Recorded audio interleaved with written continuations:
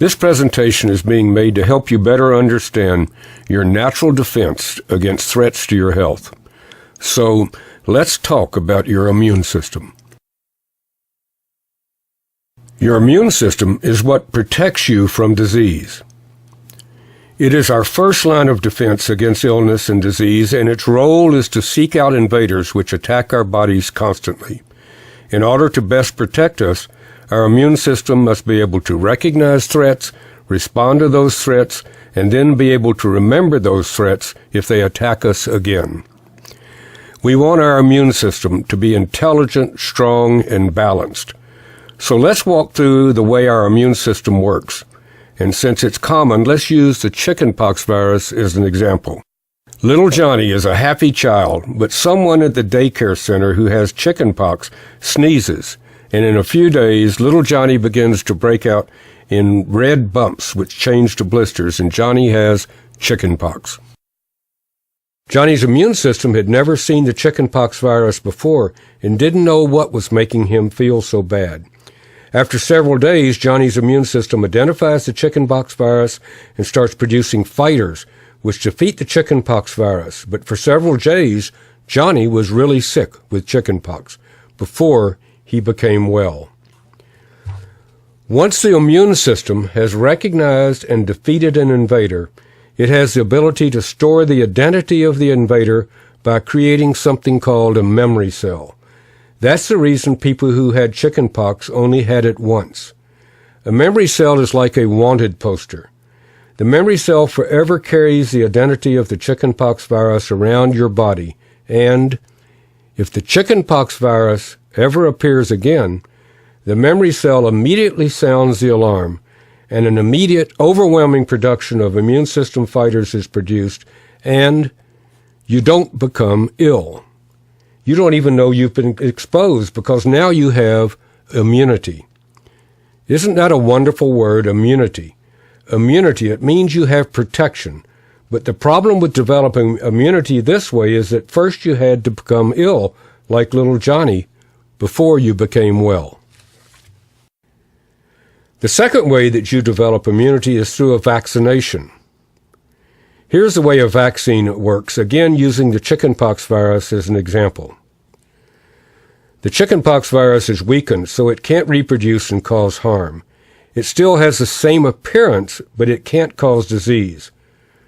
A person is vaccinated with a harmless chickenpox virus. Your immune system thinks you have been attacked by the real harmful virus, and it develops fighters to defeat the supposed threat. It thinks you really had chickenpox. Your immune system develops memory cells so that later, if a harmful chickenpox virus enters your body, you have instant recognition and an overwhelming immune response, and you don't become ill, and you have developed again that wonderful word, immunity. That's the way a vaccine works. The problem is, however, that there are so many germs, viruses, bacteria, parasites, and fungal organisms, and there are so few vaccines. So let's review a moment how we have developed immunity. We can develop immunity and thus protection by actually having a disease, like chickenpox, where we finally figure out the identity of the invader and store a memory cell which protects us against exposure in the future. We can also receive a vaccination, which basically tricks our immune system into responding and therefore producing those memory cells which recognize a particular threat and give us protection or immunity. And until recently, these were the only two ways that could assure you of being protected against disease from invaders. Now there's a third way, and you need to know about something that has been discovered. Wouldn't it be wonderful if we had a factory where we could produce memory cells, the same type of memory cells that our immune system produces after we had an illness like chickenpox or after we receive a vaccination? Wouldn't it be wonderful if we could have machines in that factory which made memory cells which we could consume in order to educate and strengthen our immune systems? Well, we do have such a factory, multiple factories, and they are farms, and the machines in those factories are Bessie the cow and Henrietta the hen. and you need to know how we can utilize them to help protect us. Because cows and chickens come into contact with exactly the same threats that we do, the same germs, and they have exactly the same type of response to those threats that we do.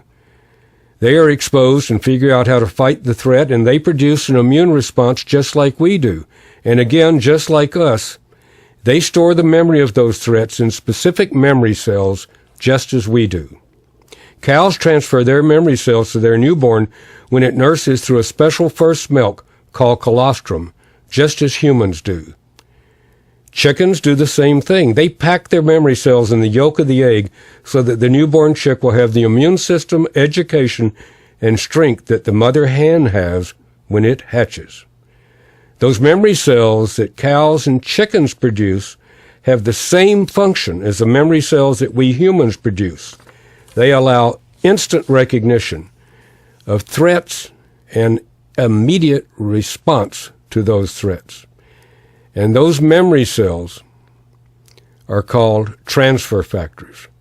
Memory cells are called transfer factors. Those wanted posters, those memory cells are called transfer factors. And we've learned how to take those memory cells, those transfer factors, from colostrum and egg yolks, and through a special filtration process, put them in a capsule so that we can consume them on a daily basis. We can consume recognition cells, transfer factors, so that we can educate and strengthen our immune system, that system which protects us. So now we don't have to go through the learning process each time we're exposed. Our immune system has strength. It has knowledge. It has the ability to respond because of transfer factors. Transfer factors, those memory molecules which educate our immune system and give it the ability to respond immediately because it's able to recognize threats through those memory cells which act like wanted posters. Now, if we're exposed to a disease threat, those memory cells give us the ability to respond immediately, overwhelmingly, and we don't have to become ill like little Johnny.